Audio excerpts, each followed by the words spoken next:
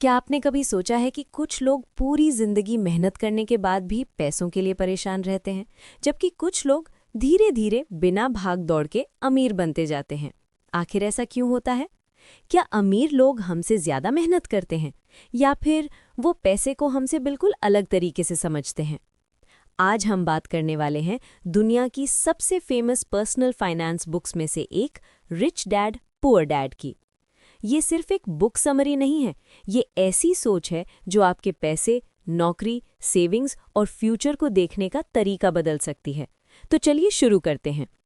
Robert Kiyosaki की book rich dad poor dad हमें दो तरह की सोच के बारे में बताती है। एक सोच होती है गरीब और मिडिल क्लास माइंडसेट की, और दूसरी होती है रिच माइंडसेट की। रॉबर्ट अपने जीवन के दो फादर्स की बात करते हैं।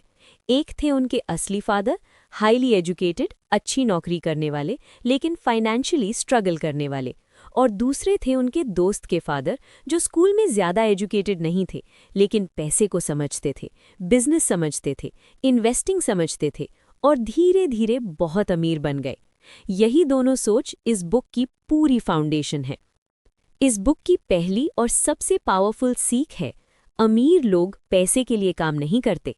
हम में से ज़्यादातर लोग बचपन से यही सीखते हैं कि अच्छे मार्क्स लाओ, अच्छी डिग्री लो, अच्छी नौकरी पाओ और फिर ज़िंदगी भर सैलरी पर डिपेंड रहो। लेकिन प्रॉब्लम यही है, सैलरी आती है, फिर बिल्स चले जाते हैं, ईएमआई चली जाती है, घर का खर्च निकल जाता है, और फिर अगले महीने वही इंतज़ार। इस साइकिल को रॉबर्ट कियोसाकी रैट रेस कहते हैं, यानी एक ऐसा चक्कर जिसमें इंसान पूरी जिंदगी फंसा रहता है। वो काम करता है सिर्फ खर्चों को पूरा करने के लिए, और जितना ज्यादा कमाता है उतने ही ज्यादा उसके खर्च बढ़ जाते हैं। अमीर लोग इस ट्रैप से बाहर निकलते हैं। वो सिर्फ जॉब पर डिपेंड नहीं रहते, वो ऐसे सिस्टम्स बनाते हैं, ऐसे इन्वेस्टमेंट्स करते हैं और ऐसी चीज़ें खरीदते हैं जो उनके लिए बार बार पैसा जनरेट करे। यानी गरीब और मिडिल क्लास लोग पैसों के लिए काम करते हैं, लेकिन अमीर लोग पैसे को अपने लिए काम करवाते हैं। अब आते हैं इस बुक की सबसे फेमस सीख पर, एसेट्स और लायबिलिटीज। रॉबर्ट कियोसाकी के हिसाब से एसेट वो चीज़ है जो आपकी जेब में पैसा डालती है, और लायबिलिटी वो चीज़ है जो आपकी जेब से पैसा निकालती है। अब यही वो जगह है जहां ज़्यादातर लोग गलती करते हैं।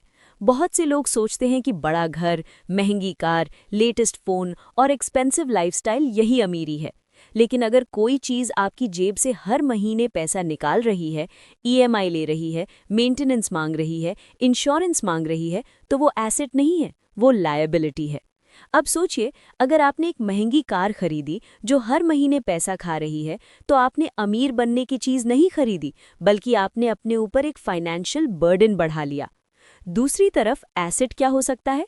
एक ऐसी प्रॉपर्टी जो रेंट दे रही हो, स्टॉक्स या म्यूचुअल फंड्स, एक छोटा बिजनेस, एक यूट्यूब चैनल, एक डिजिटल प्रोडक्ट, या कोई ऐसा काम जो आपको बार बार इनकम दे। यानी सिंपल रूल ये है, पहले एसेट्स खरीदो, फिर लग्जरी लो। ये बुक हमें सिखाती है कि अमीर लोग पहले इनकम जनरेटिंग चीज़ें बनाते हैं और बाद में अपनी लाइफस्टाइल अपग्रेड करते हैं। अब अगली बड़ी सीख है फाइनेंशियल एजुकेशन। रॉबर्ट कहते हैं कि दुनिया की सबसे बड़ी प्रॉब्लम्स में से एक ये है कि स्कूल और कॉलेज हमें पैसे के बारे में प्रैक्टिकली कुछ नहीं सिखाते। हम मैथ्स पढ़ते हैं, साइंस पढ़ते हैं, हिस्ट्री पढ़ते हैं, लेकिन कोई हमें ये नहीं सिखाता कि पैसे कैसे काम करता है, टैक्स क्या होता है, इन्वेस्टिंग कैसे होती है, बिजनेस कैसे चलता है, कैश फ्लो क्या होता है, और एसेट्स कैसे बनाए जाते हैं। इसीलिए कई बार हाईली एजुकेटेड लोग भी फाइनेंशियली स्ट्रगल करते हैं। उनके पास डिग्री होती है लेकिन फाइनेंशियल इंटेलिजेंस नहीं होती, और यही कारण है कि बहुत से लोग अच्छी सैलरी होने के बाद भी फाइनेंशियली फ्री नहीं बन पाते। इस बुक की एक बहुत पावरफुल लाइन जैसी सीख है, अगर फाइनेंशियली नहीं पड़ेगी। और आज के टाइम में ये पहले से कहीं ज़्यादा पॉसिबल है। आप बुक्स पढ़ सकते हो, यूट्यूब से सीख सकते हो, इन्वेस्टिंग समझ सकते हो, साइड इनकम आइडिया सीख सकते हो, और खुद को फाइनेंशियली स्मार्ट बना सकते हो। अब बात करते हैं जॉब और फ्रीडम की। रॉबर्ट कियोसाकी का कहना है कि जॉब बुरी नहीं है, लेकिन सिर्फ जॉब पर डिपेंड रहना डेंजरस हो सकता है, क्योंकि जॉब आपको इनकम देती है लेकिन हमेशा फ्रीडम नहीं देती। अगर आपकी पूरी लाइफ सिर्फ एक सैलरी सोर्स पर डिपेंड है तो रिस्क बहुत बड़ा है। अगर वो सोर्स बंद हो गया तो पूरा सिस्टम हिल सकता है।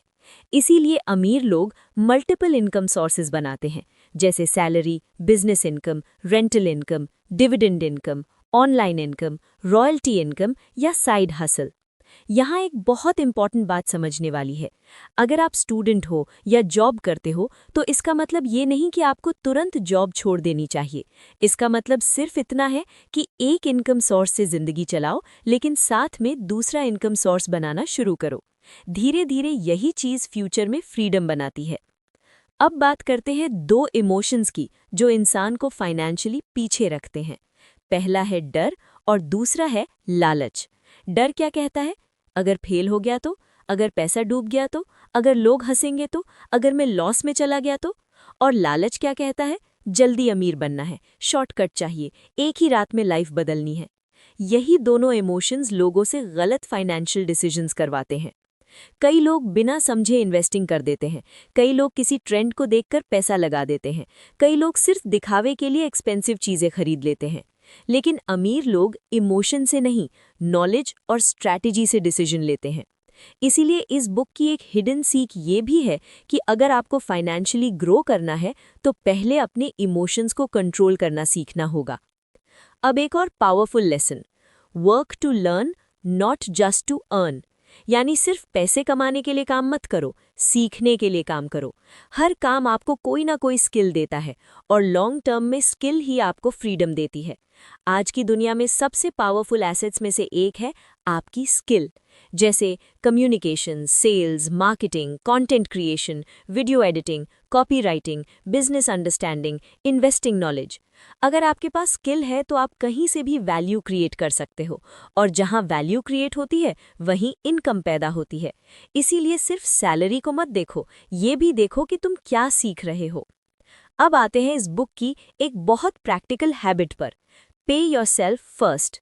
ज्यादातर लोग क्या करते हैं, जैसे ही इनकम आती है वो सबसे पहले बिल्स भरते हैं, ईएमआई देते हैं, शॉपिंग करते हैं और महीने के अंत में जो बच जाता है उसे सेविंग कहते हैं।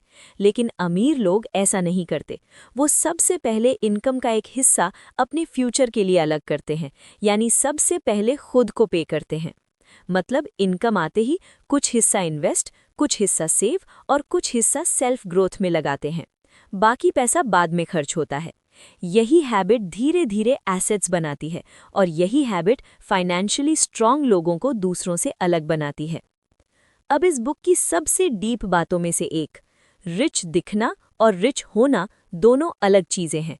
आज की दुनिया में सोशल मीडिया ने अमीरी का मतलब बदल दिया है। लोग सोचते हैं कि महंगी कार, आईफोन, ब्रांडेड कपड़े, लग्जरी कैफ़े, ट्रैवल फोटोज़ यही सक्सेस है। लेकिन सच क्या है? कई बार जो लोग बाहर से रिच दिखते हैं वो अंदर से ईएमआई, लोन और स्ट्रेस में डूबे होते हैं। और कई बार जो लोग सिंपल दिखते हैं उनके एसेट्स क्वाइटली उनके लिए पैसा बना रहे होते हैं। इसीलिए सच्ची अमीरी दिखावे से नहीं आती। सच्ची अमीरी तब आती है जब आपका कैश फ्लो स्ट्रांग हो, जब आपके एसेट्स आपके एक्सपेंसेस से ज़्यादा इनकम जनरेट करें। यानी being rich and looking rich are not the same thing. अब अगर हम पूरी बुक को सिंपल वर्ड्स में समझें तो रिच डैड पुअर डैड हमें 5 सबसे बड़ी बातें सिखाती है। पहली, पैसे के लिए मत भागो, पैसे को अपने लिए काम करवाओ। दूसरी, एसेट्स खरीदो, लायबिलिटीज नहीं।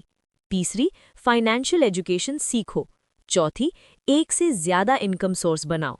और पांचवी, सबसे पहले खुद को पे करो। अगर आप इन 5 चीज़ों को अपनी लाइफ में लागू करना शुरू कर दो तो धीरे धीरे आपकी फाइनेंशियल लाइफ बदल सकती है। याद रखिए, अमीर बनना सिर्फ ज़्यादा पैसा कमाने का खेल नहीं है, ये सही सोच, सही आदत और सही फाइनेंशियल डिसीजंस का खेल है। अगर आप पैसे को समझ गए तो आप अपनी लाइफ की डायरेक्शन बदल सकते हो, और अगर आप एसेट्स बनाना सीख गए तो एक दिन पैसा सच में आपके लिए काम करेगा। यही इस बुक की सबसे बड़ी सीख है। अगर आप चाहो तो आज से ही अपने खर्चों को देखना शुरू करो और खुद से सिर्फ एक सवाल पूछो, जो मैं खरीद रहा हूँ क्या वो एसेट है या लायबिलिटी? हो सकता है यही एक सवाल आपकी फाइनेंशियल लाइफ बदल दे।